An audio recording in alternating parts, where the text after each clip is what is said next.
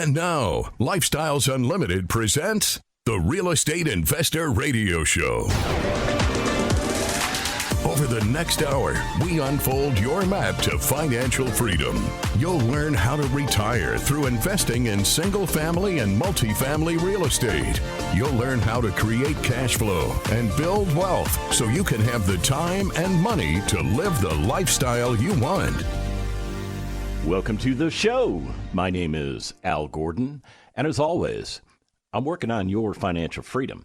And what I'm going to do today is I'm going to take you back in time. I'm going to give you a little bit of a snapshot of information that was available to you in the past, say, I don't know, let's go back 60 days. You cool with that? Let's go back about 60 days. Maybe I'll go 90 days. I'm not 100% sure yet. But I'm going to share with you information that was out there. It was completely out there. You may or may not have been exposed to it. If you listen to the show, chances are I've exposed you to it. And here's the question I want you to ask yourself. What did you do with this information? What did you do with this information? Okay, it would help if I gave you the information I'm talking about. So let's talk about it. So in March, the very end of March, okay, so I guess I'm going back 90 days. Are we cool with that? You're cool with that. NPR published an article, and it was a pretty riveting article. They basically titled the article, "There's Never Been Such a Severe Shortage of Homes in the United States, and Here's Why." And then they broke down specifically why there's a shortage of housing in the United States. And you know what? They nailed it. They nailed it. Everything that I read in that article, I believe. I do. I believe. I'm not going to read you the entire article because it's fairly long. But the takeaway is this. There's a housing shortage. There's a housing shortage. That's your first piece of information. You ready? Okay, let's go on to information number 2. You ready for this? Wealth management. In April, the end of April, so we're going back, almost 2 months, but a month after that last piece of information. And this is what wealth management, specifically Bendix Anderson, wrote in his article. He said, rising interest rates aren't stopping apartment investors from cutting deals. Rapid rent increases are helping offset increasing debt costs, keeping the sector in favor among buyers. Okay, so that was, 2 months ago? So what's your takeaway there? Investors are still buying apartment buildings. What was going on 2 months ago? Well, we got hammered with inflation, did we not? And I think that was about the time that the interest rates started changing. They started changing. The cost of money went up. Okay, but it didn't stop investors from cutting deals to buy more apartment communities. Okay, that's takeaway number 2. Ready for takeaway number 3? This one's a good one. I like this one because this comes from an organization called Orion. They're an investment real estate firm, and they're based out of Arizona. And in May, they cited an article written by the Phoenix Business Journal. And here's what the article said. More renters are renewing leases as U.S. apartment market continues to tighten. What's your takeaway? What's your takeaway? Now, this article is only about 30 days old. It's not even 30 days old. It was published in mid-May. So what's your takeaway? More renters are renewing leases as U.S. apartment market continues to tighten. Okay, here's you. I know you've already nailed this. You've already completely nailed this. People that rent properties are finding it very difficult to find the next property to rent. And as a result of that, they are more interested in not moving. As a matter of fact, because prices are going up for rents, because that's what the market is dictating, because of a scarcity of housing, rents are going up.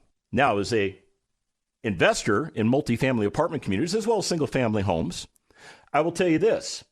Sometimes, actually, all the time, this is Al's experience. Okay, this is my experience. I'm not speaking on behalf of the entire Lifestyles Unlimited community. I'm just telling you my experience. It is more cost effective for you to retain a resident than to have that resident leave, and then you have to go through what we call a turn. In other words, you make the unit ready for the next people, and you find that next person or those next people to rent your property, and they move in. Okay, that can take a little bit of time. In that little bit of time, you're not earning income because you can't charge rents. That property is essentially, well, that unit, I should say, that unit is essentially dead to you. It's dead to you until you put it back into service. Now, depending on how good your teams are, depending on what your expectations are, depending on where you are in your strategy, you may make a decision to take, say, a week to turn that unit. Maybe it's going to take you a month. Maybe you're happy the resident left because that was a unit that needed to be upgraded and you needed the opportunity to upgrade that unit. So now you got that unit back and you can upgrade that unit. You can put it back into service and you can command a higher rent. Now, some of you are thinking, wow, you keep talking about this rent going up, up. Who can afford this? And I will tell you, the people that can afford my rising rents are the people that can afford my rising rents. Yeah. Look, let me just cut to the chase. Most renters, most people who rent are willing to give up 1/3, you heard me correctly, 1/3 of their take-home pay for rent. That's the commonly accepted norm in our society. Now, some people, they're not cool with 1/3, maybe 1/4 is better for them. Other people, they're like, man, I want to live in luxury, and they're willing to go even higher, maybe 40%, 45%. But the sweet spot is about 33%, 1/3 of their take-home pay. They're willing to trade for a nice place to live. Real estate investing is where you ought to be. It's absolutely where you need to be. Now, I'm looking at the stock market, and I'm not real happy with what's going on in the stock market. I am not, because I know you're probably getting damaged. I know this for a fact because I've lived through these types of cycles in the stock market. There was a period in my life where I was invested in the stock market. I bought into all the rhetoric about put your money in there, get diversified, set 6 months of savings aside, buy a bunch of whole life insurance. That's your investment triangle, right? And I never really succeeded at any of the legs of that triangle. It was a classic fail for me. And in 2008, as every market was melting down, I really was just watching my life implode financially. I was in the stock market. I was in the real estate market. The stock market, I was using a financial planner.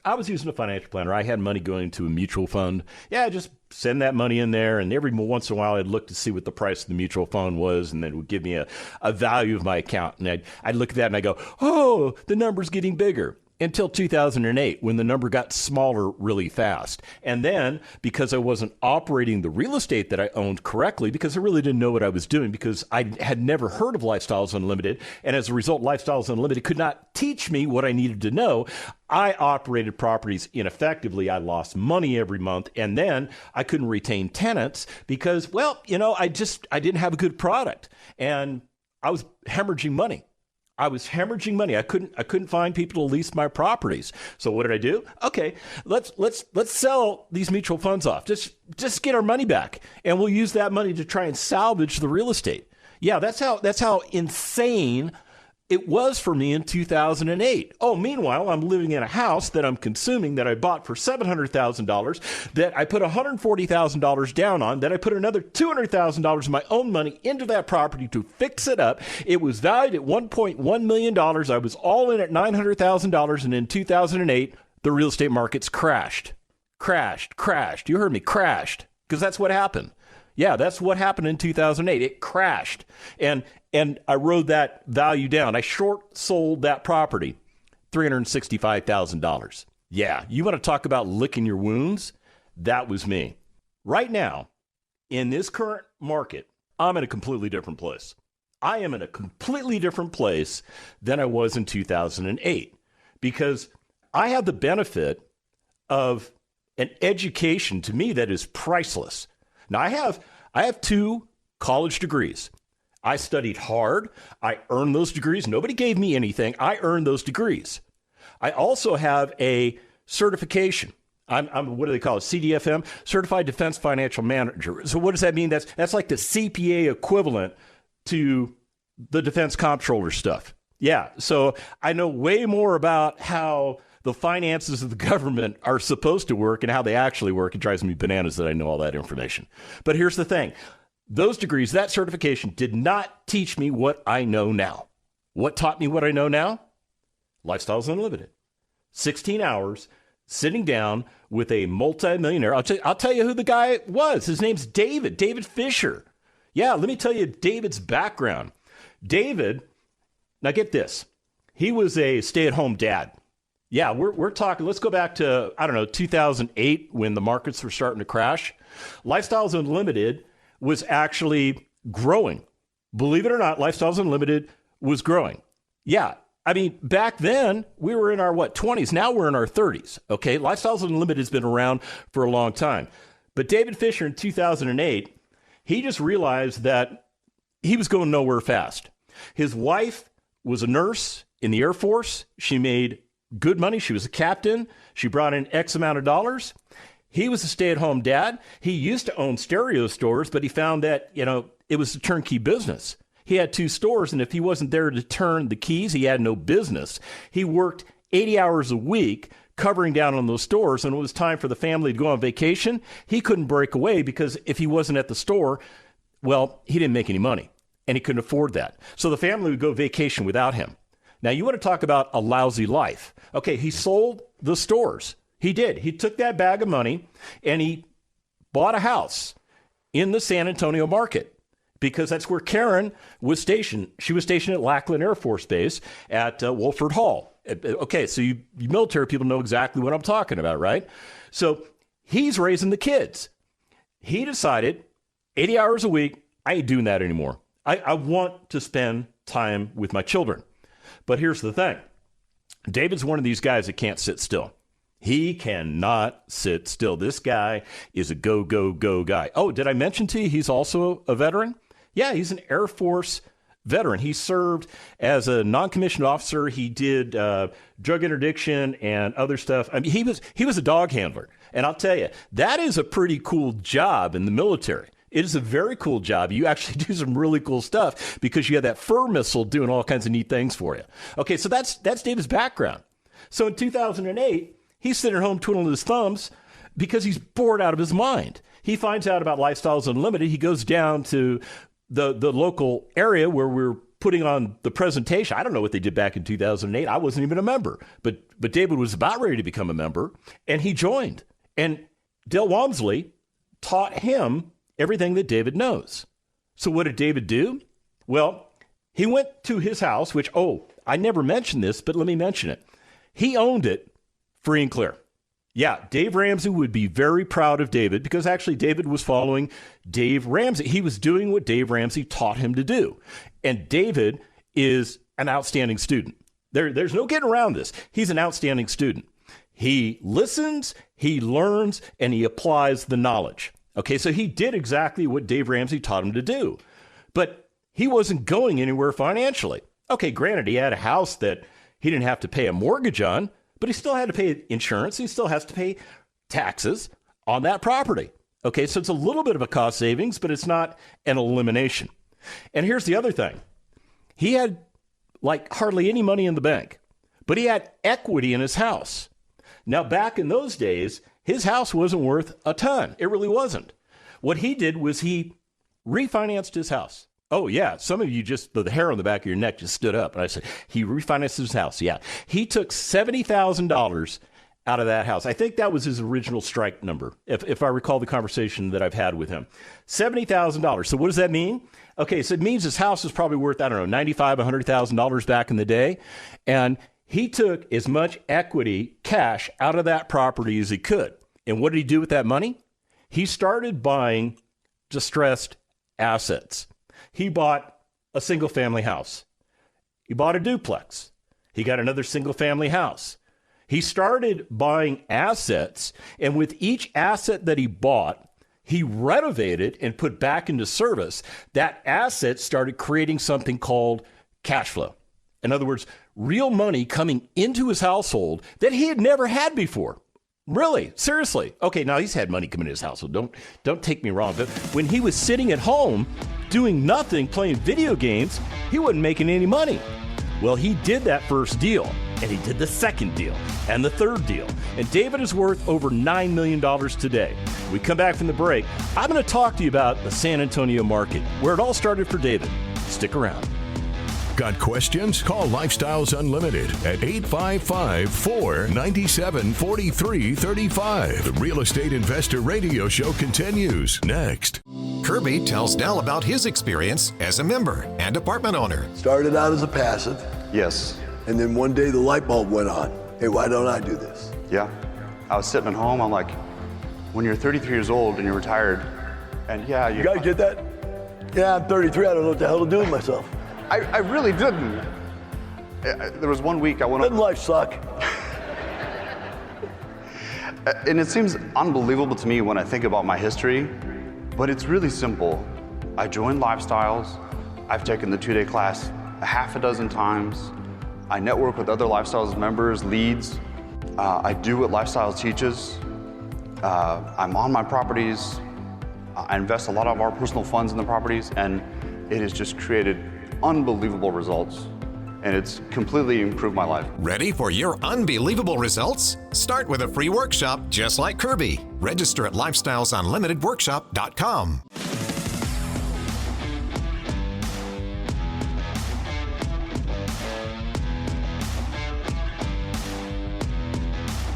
As we were going to break, I was telling you about David Fisher. He's one of the guys that are part of the Lifestyles Unlimited team, specifically to teach you everything you need to know in order to be a successful real estate investor, like him, like me, like the other 50,000 members of Lifestyles Unlimited. Now, here's the beautiful thing about our organization. It's a members-based organization, meaning everything that is done within the organization is done specifically to benefit the member. Let me say that again. Everything that Lifestyles Unlimited performs as a service is designed to benefit our members. That's why we exist. That's why we were founded 32 years ago in Houston, Texas. And over time, word about Lifestyles Unlimited started getting out. When Del Walmsley started the company back in, let's go back, 1990? Yeah, 1990. Let's see, 1990. What was I doing? Well, I was in the military. I think I was a lieutenant. And that's where my life was at. Now, Del's life was a little bit different. He started Lifestyles Unlimited because he got tired of working 60-plus hours in the health club industry. He was a bodybuilder. He was like Mr. Texas. Yeah, he was really good at that sport. And because he was good at that sport, that kind of made the health club industry accessible to him because, if you want to have ginormous muscles, don't you want somebody that has ginormous muscles training you? Yeah. So it's a perfect fit for a guy like Del. But the part that wasn't a perfect fit was the part where he's slaving away 60 plus hours, and everything that he's doing is he's outperforming everybody else in the company, but it's still not good enough to his supervisors. And more so, they're more interested in controlling his time than anything else. And he just got tired of it. And I'll tell you, Del will talk about that experience. If you listen to the Del Walmsley radio show, which is a part of the Lifestyles Unlimited radio network, Del from time to time will tell you that background story. And it's part of what motivated him to break away from doing what everybody else was doing. Same thing that motivated me to break away from what everybody else is doing. Same thing I'm trying to help you understand. It is okay for you to break away from what you're doing because there is a more effective way for you to achieve retirement, to build wealth, and have the lifestyle that you've always dreamed of, which isn't the current version of your lifestyle. Trust me, I know this. All right, so I was talking about David. This is what you need to know about David. He's one of 5 different guys that Del Walmsley handpicked. And here's why. Del used to do all the training. The 16-hour course that you're going to attend, he used to do those courses every month, month in, month out. Dell was the guy. He was the guy. But as Lifestyles Unlimited grew, we realized, and Dell figured it out first, one guy can't do it all. So he actually started talking to David Fisher and said, look, David, I'm looking to expand my ability to do the training. You've done an outstanding job. You have a gift for teaching other people. You go out of your way to help the members. Why don't you help me and you start teaching the course too? And David said, I'm on board. And that's how I had the opportunity when did I go through? 2017? That's how I had the opportunity to meet David Fisher. And I had him teach me how to change my life. Yeah, it's huge. It's huge. When an Air Force veteran is teaching an Army veteran a completely different way to execute the game plan of his life, that's cool. I think that's cool. But here's the thing. You don't have to be a veteran to have David teach you. He will teach anybody. All you have to do is have an open mind. If you don't have an open mind, then chances are none of this is going to work because you're going to be closed-minded. You're going to think, I'm on the track I'm supposed to be on. And I'm here to tell you, that track you're on, man, it's got some missing spikes up ahead. The track looks like it might be a little bent. I'm not sure you want to go down that track anymore. It's a wobbly ride. This other track over here is much better. So David Fisher started buying one single-family asset, and today his portfolio is worth over $9 million. Yeah, you can do this too. You absolutely can do this. He systematically transformed his life, and now he teaches our members how to do it too. As a matter of fact, David actually has a little Facebook group that I'm a part of, and what he does is he allows members, if you want to, you got to approach him. If you want to come to some of his properties while he's going through the renovation stuff, he'll let you. He'll let you. As a matter of fact, if you want to do some of the work because you want to learn how to install, plumbing or you want to understand how electrical works a little bit better, he'll stand there and teach you all that stuff because he wants to help you. And that's the beauty of our organization. Now, I promised you I was going to talk to you about the market that David made all this money in. Yeah, he made a lot of money in the San Antonio market. That is his primary investment place. He knows the market inside and out. He knows who all the justice of the pieces are. And you're wondering, why does he have to know who the justice of the peace is? Okay, well, there's a little thing called evictions that you may have to pursue. Okay, it's just a part of being in the business. And I know I just scared you. You're like, oh, eviction, it's so terrible. And I'm like, yeah, you know what? There's a lot of things you can do before you get to eviction. Eviction is just merely a situation where you've bent over backwards to work with your resident. Your resident is just being resistant. They're just not playing nice. And now we have to get the legal system involved and help the resident understand that it's time for them to move on with their lives.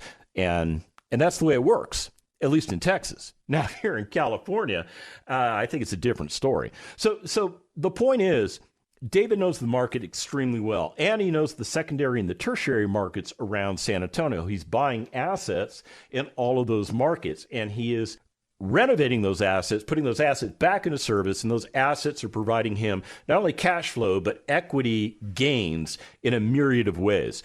Now, I want to tell you that San Antonio was ranked one of the top hidden gems for the housing market in 2022. You know who came up with that announcement? The National Association of Realtors. Now, when the National Association of Realtors says things about market economies, I tend to listen because they are deeply immersed in the business models of all these metropolitan areas. I mean, think about it. I think the National Association of Realtors has more members than Lifestyles Unlimited. I really do. But it doesn't matter.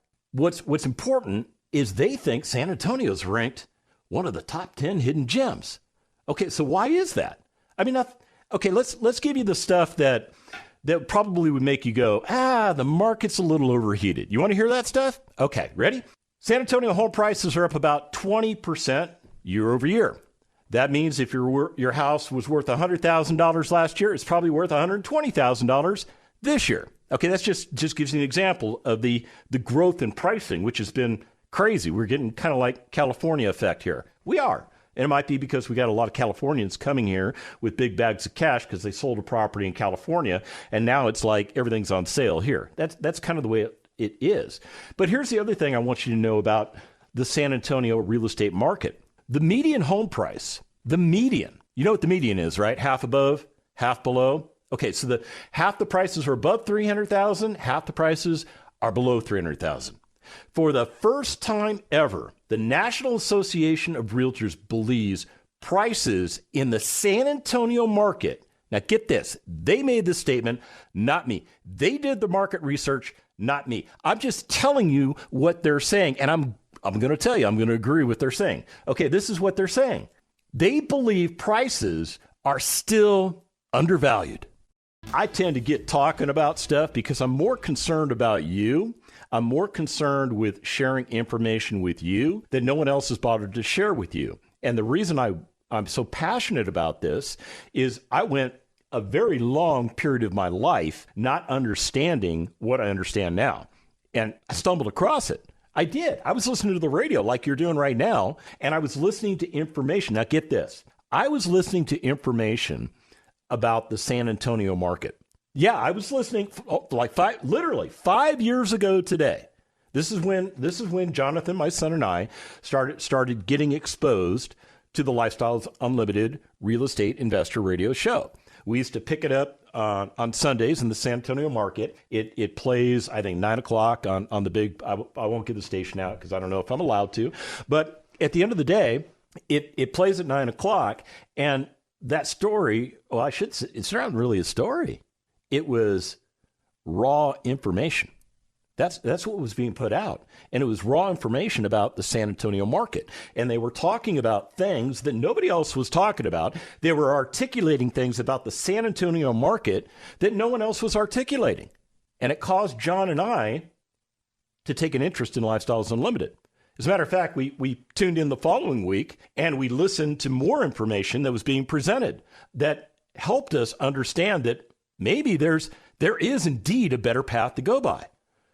So we checked out Lifestyles Unlimited, and the rest is history. And now I'm the guy telling you about the San Antonio market. Isn't that kind of weird how things go full circle? And here I am, literally, I'm almost at my 5-year anniversary as a member of Lifestyles Unlimited. Now, we joined in the month of July in 2017. We did. But we started listening to the radio show in June. Now, let me give you some of that data that you want to hear. San Antonio is excelling in a lot of different areas. First of all, the population growth is just doing great. It's doing great. What am I getting at? All right. City of San Antonio is home to more than 1.4 million residents.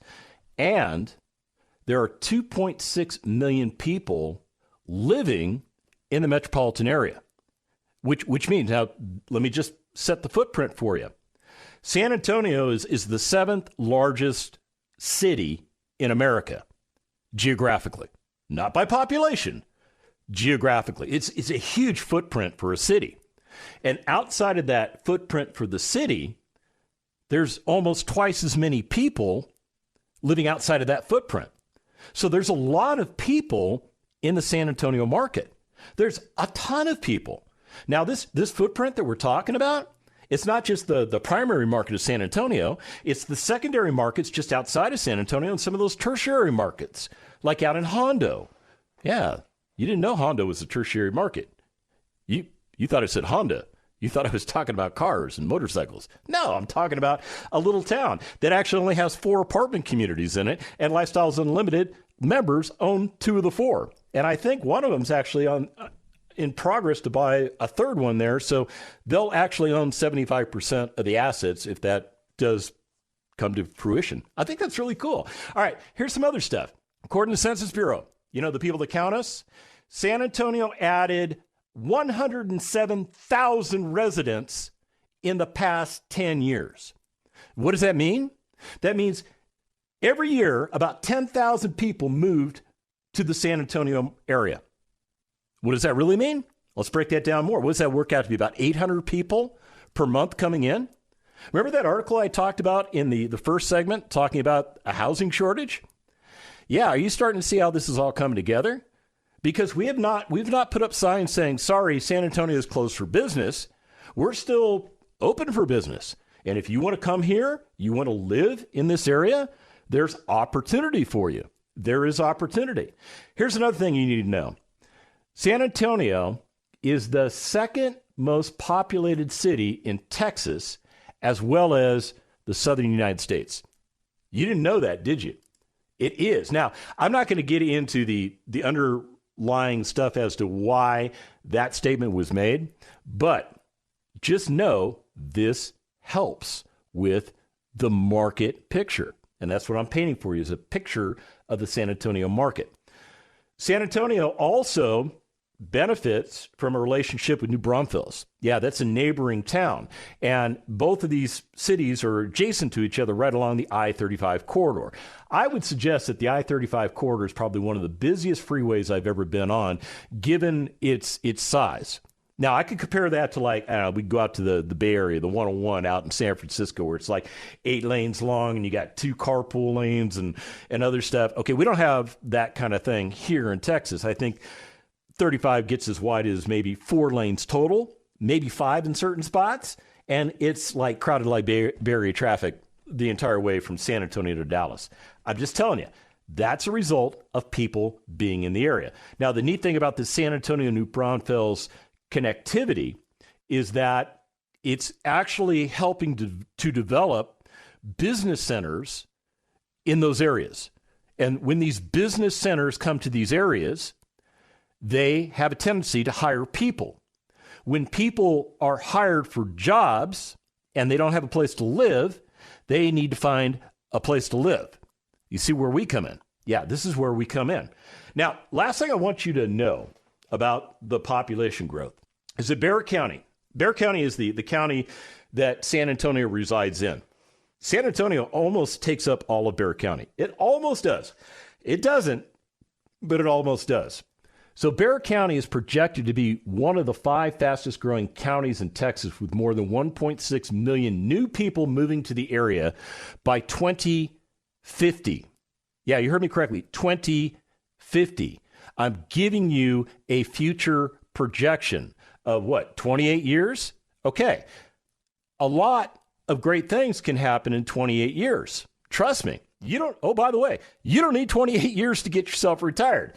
Become a member of Lifestyles Unlimited. We'll teach you how to get this done in 5 years or less. And here's the beauty of it. If you lay out a 28-year game plan, that first 5 years is going to be focused on you getting to that place of retirement, which to us is having enough income coming in from passive sources that it meets or exceeds the amount of money that it costs you to live every month.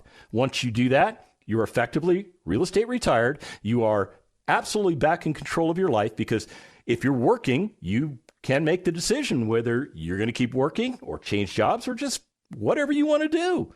It's because you're in control again. And then you start working on the lifestyle. And I will tell you this, if it takes you 5 years to get to retirement, and it's going to be 28 years and population's still going to grow in this metropolitan area, you have 23 years to continue to buy assets to build that lifestyle for yourself. Oh yeah, and it is a much better lifestyle than the lifestyle you're living. You heard me correctly. Because the lifestyle you're living is a lifestyle that you're paying for based on you trading your time for money, and you have no control over your life. That's just the way it is. All right, so here's the other thing. I talked a little bit about the job market, right? Let me throw out some key stats that I think you need to know.